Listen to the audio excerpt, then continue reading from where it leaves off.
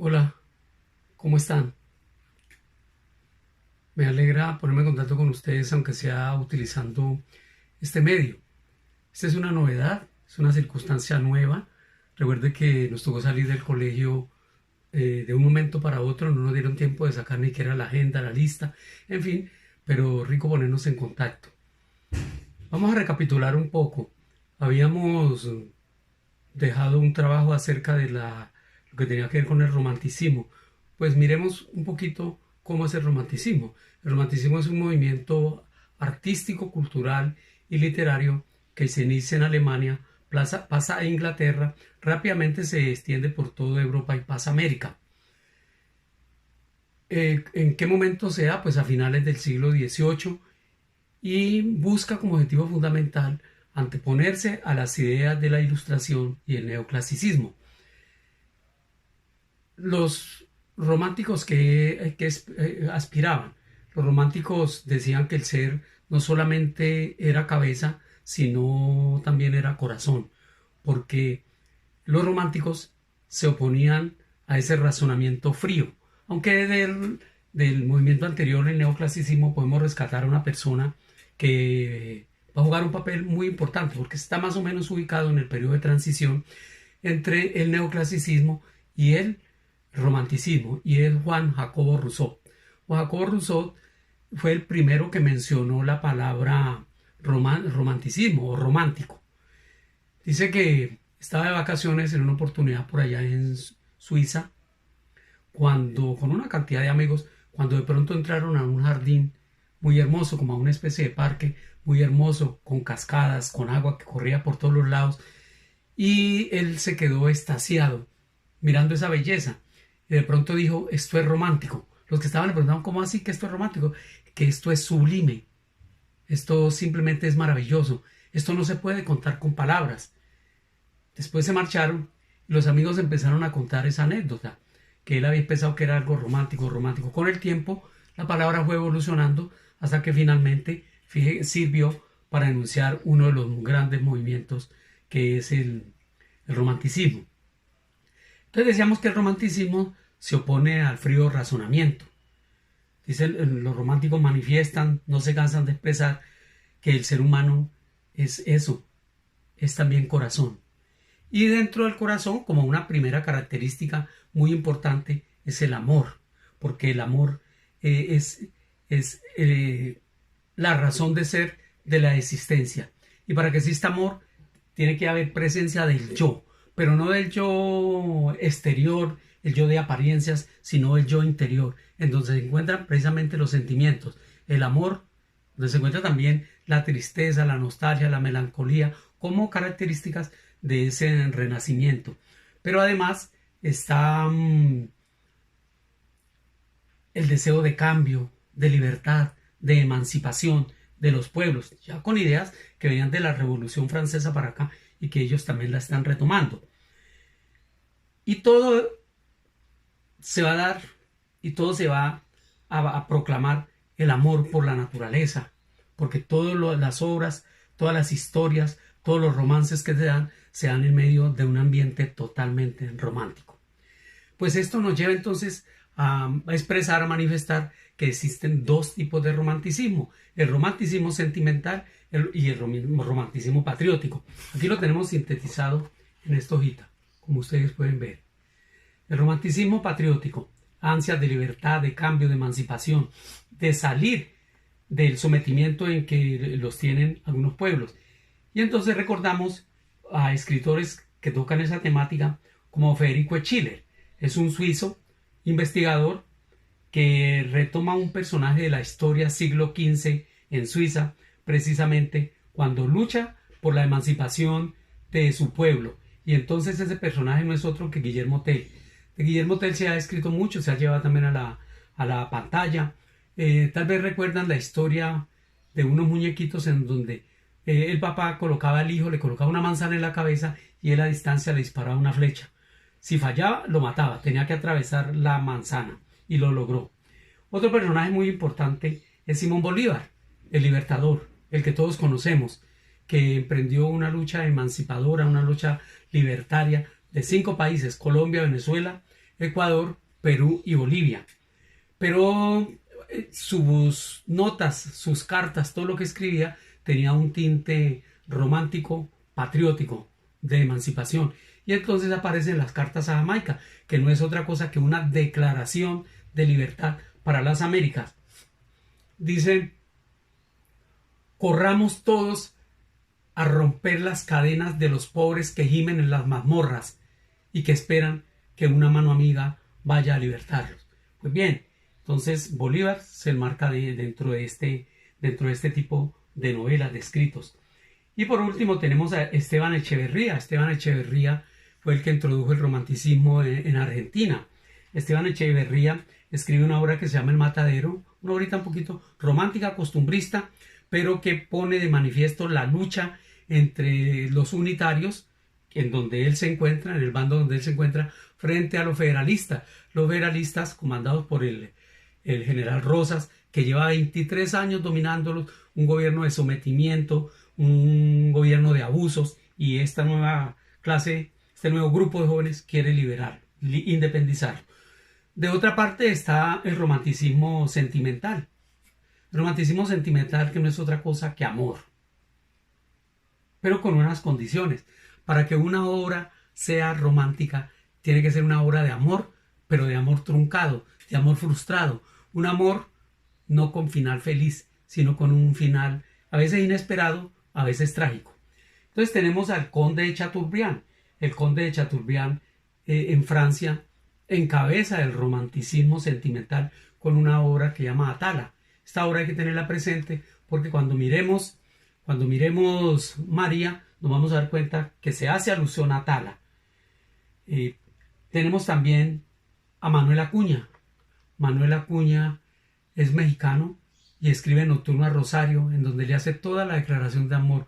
Pues bien, yo necesito decirte que te quiero, decirte que te adoro con todo el corazón, que es mucho lo que sufro, que es mucho lo que lloro. En fin, y sigue el poema donde un amor frustrado, Rosario no lo quiso más y se acabó la relación. Tenemos a nuestro querido y amigo Luis Vargas Tejada. Luis Vargas Tejada, por ubicación histórica, está dentro de este movimiento. Le corresponde vivir en este periodo de tiempo. Tanto por sus ideas como por el amor. No era un amor así entregado, aunque la protagonista, Crispina, sí quería y lo quería en verdad y pensaban que estaban enamorados de ella. Pero el hombre de la historia no está comprometido en absolutamente nada. Pero finalmente la historia se acaba y tiene un final un poco desconcertante. Y finalmente, dentro de ese romanticismo, tenemos al máximo representante, que es Don Jorge Isaac, con su obra María. Dejamos hasta aquí la ubicación en contexto de lo que es las convulsiones de Don Luis Vargas Tejada. Aquí tenemos las convulsiones de Don Luis Vargas Tejada, la obra que ustedes muy juiciosamente seguramente estuvieron leyendo. Una obra que para esta época es propicia, porque es una obra, un sainete, que es una obra corta, divertida, que lo hace a uno reír cuando la está leyendo, por toda la gracia, por todo el chiste, por todo lo que tiene. Y digamos algo sobre su autor, Don Luis Vargas Tejada. Don Luis Vargas Tejada, uno joven que se dejó llevar por los arrebatos de la política. Un joven que nació en 1802 y murió en 1829, 27 añitos de edad. Digamos que autodidacta, contaba con una tía que era escritora, doña Josefa, y lo impulsó desde muy joven y él aprendió varios idiomas. Aprendió francés, italiano, aprendió inglés y es decir, desde muy temprano empezó a escribir varios poemas como al anochecer, como se acabó el No más al amor. Eso y muchos otros poemas que le permitieron darse a conocer en la Santa Fe de esa época, en las tertulias literarias, en las reuniones de intelectuales. Él hacía presencia con sus poemas. Cuando Bolívar llega de lo que se llamó la batalla de Boyacá, en esa justa dura que todos conocemos, él escribe lo que se llama Recuerdos de Boyacá, y se lo hace, le entrega el documento a Simón Bolívar. Simón Bolívar le llama la atención averiguar quién es ese joven, tiene excelentes referencias de quién es él, de un escritor joven e intelectual que se destaca en el ámbito santafereño. Inmediatamente lo lleva al Senado, lo nombra secretario general a los 23 años, secretario general del Congreso de la República, el Senado de la República. Imagínense, al lado de Simón Bolívar, la figura más descollante y más destacada. Bolívar sigue con sus ideas libertarias, se va a luchar a otros lados y entonces nombra como vicepresidente a Santander. Eso le molesta a muchos intelectuales y le molesta a Luis Vargas Tejada, los cuales empiezan a criticarlo, a cuestionarlo, que ha dejado abandonado el país y se hacen al lado de Santander, que Santander tiene las mismas ideas, tiene unas ideas de cambio, unas ideas liberales, se unen y él sigue atacándolo. Incluso en una obra que escribe Doraminta cuestiona el proceder, el actuar de Simón Bolívar. Sigue escribiendo en 1928, a comienzos de 1928, escribe Las Convulsiones, y en mayo se hace la presentación de la obra en sociedad ya en forma teatral, y tiene mucha acogida. Eso lo llena de ínfulas, le acrecienta su ego y empieza más reciamente a cuestionar al Libertador. Santander lo aprovecha, lo manda a la convención de Ocaña y allá es nombrado presidente de la convención, pero fracasan en su intento, así que llega rabioso a Santa Fe de Bogotá y con un grupo de amigos intelectuales, jóvenes ellos, y algunos militares que se le unen, organiza lo que se va a llamar la Noche Septembrina. El 25 de septiembre organiza un atentado contra Bolívar. Llegan a la casa donde se encontraba Bolívar, pero Manuelita sale al frente, los enfrenta, ella los enfrenta, hace bastante ruido, el Libertador escucha y por una ventana se tira al río y logra huir. Pues a los pocos días llega la persecución para estos jóvenes fallidos. Luis Vargas se queda unos días escondido en la casa de su tía, de ahí viaja hasta los límites entre el Meta y Cundinamarca, dura un año en una cueva. Allí escribe el Catón de Utica, también una crítica arremetiendo contra Bolívar. De ahí se siente en peligro, entonces decide irse para Venezuela, y atravesando un río, el río Casanare, dicen, se ahoga y ahí termina los días. Pero entonces nos deja una obra que es Las Convulsiones. Es la obra más representada, que ha sido montada y llevada a las tablas por la mayoría de los teatreros de nuestro país. Desde entonces dicen que es la obra con estadísticas más altas de haber sido representada. No nos vamos a centrar a hablar porque ustedes ya conocen el argumento, seguramente lo leyeron juicioso, y si no, les voy a dejar la inquietud para que quienes no han leído tengan la posibilidad de leerlo, disfruten el libro, bájenlo, si no lo tienen en físico, bájenlo por internet y hagan la lectura. Un joven calavera, joven sinvergüenza, abandona su trabajo y quiere conquistar muchachas a través de la palabra, y dentro de ellas está Crispina, pero Crispina, para poder que la dejen enamorarse, finge convulsiones y el joven se hace pasar por un médico. Cuando llega allá e intenta recetarla, el papá los descubre pues a los dos y le da palos como tiene que ser. Voy a hablar un poco sobre los temas que nos trae la obra y que algunos estudiantes me han preguntado cómo es eso. Bien, uno de los primeros temas que les ubicaba allí o que están presentes en la obra es los adelantos científicos, y entre ellos está la parte de la astronomía, las ciencias naturales. Bien, los adelantos científicos.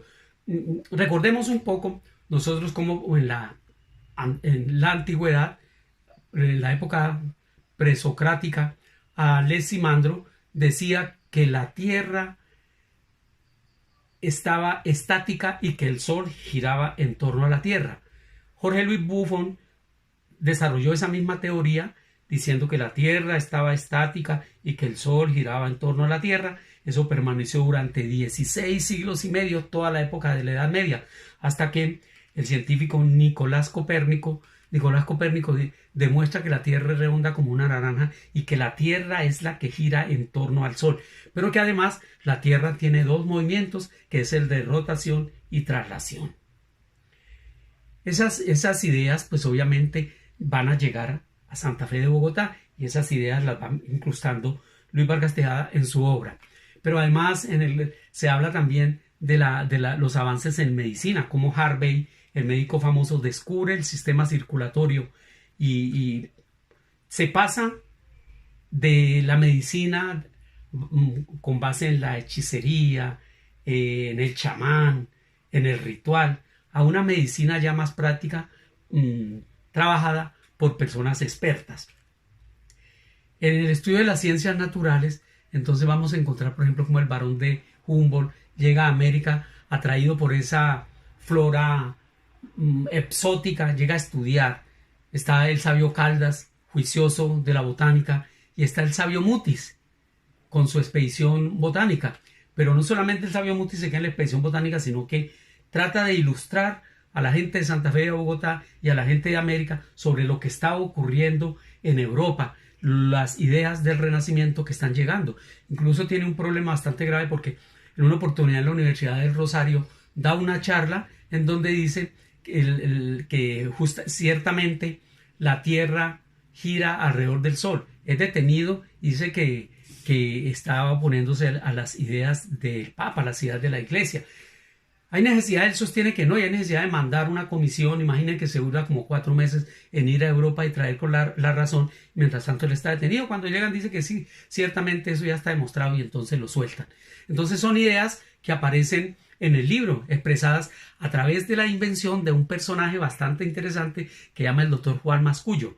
Muy inteligentemente Luis Vargas Tejada crea ese personaje para poder presentar todos los avances que se han venido dando. Acuérdense que entonces Nicolás Copérnico demuestra eso. Aparece también en el campo de la astronomía Jorge Luis, Galileo Galilei, que descubre Galileo Galilei, descubre el telescopio, crea el telescopio, y con él se descubre el sistema planetario. Kepler descubre planetas y las órbitas planetarias. Luego aparece Isaac Newton con la ley de la gravedad. En fin, son muchos adelantos que Juan Mascullo en el personaje se centran todos esas son las características que presenta Gervasio de ese doctor para poder que el papá de Crispina lo deje entrar a casa. Otros temas que aparecen en la obra es, por ejemplo, el machismo. Está el machismo visto en su totalidad con el personaje Cirilo, cuando dice: Crispina cree que ciego la idolatro cuando estoy cortejando a más de 4. Si la una se me escapa, la otra pillo, y siempre hay que contar en el corrillo. Imagínense, juega con los sentimientos de las damas. Siempre hemos estado agraviándolas, no valorándolas, teniéndolas como objeto, en este caso como objetos de diversión. Y no solamente de diversión él solo, sino para llevarla y ponerla en su círculo de amigos. Yo siempre le digo a mis estudiantes: bueno, niñas, tengan por eso mucho cuidado con la persona que se consigue, una persona que sea seria, que sea madura, o si no, para afianzamiento de grupo los muchachos van a contar que mire que le cogió una mano, que mire que le cogió el dedo, que, en fin, para que en el grupo le den validez y lo consideren como un chayán, como un duro, como una persona importante en ese grupo. Entonces está ese personaje con su machismo total, pero aparece la amistad. Cirilo no tiene conocimiento de qué es la verdadera amistad. Él tiene una amistad por interés, y además, como trata a su amigo Gervasio, Gervasio está entregándose total, porque Gervasio es la entrega total de la amistad confiable, cree en los amigos, cree en la amistad, y dice que si él tiene buenas pretensiones con su prima Crispina, él le va a ayudar con su tío para que todo salga correcto. Y entonces se va, y apenas se marcha le dice Cirilo: mire cómo las traga el mentecato. Cásarme yo, no soy tan insensato. La muchacha no deja de gustarme, pero no tanto que debe esclavizarme. 2 elementos importantes hay acá. Primero, como le decía, la amistad por interés. ¿Y cómo lo trata? Mentecato, tonto, idiota, bobo. Imagínense cómo se refiere el amigo. Tremendo. Y la otra es que dice que la muchacha no deja de gustarme, no tanto, pero es decir, no para casarse, porque considera el matrimonio como una esclavitud. Considera el matrimonio como una esclavitud, y el matrimonio es mucho más que eso. El matrimonio es una entrega, es una empresa en donde los seres se unen para hacer más agradable la vida. En fin, entonces no tiene idea de lo que son esas cosas. Simplemente una persona calavera que quiere vivir eso en el billar, en la cantina, jugando cartas, jugando dados, en fin. Otras temáticas que están planteadas en el texto es los matrimonios por conveniencia. Los matrimonios por conveniencia están muy bien ubicados ahí. Entonces, vemos que don Gualberto, terrateniente, hacendado, una clase en decadencia, todavía conserva esa figura de los matrimonios por conveniencia.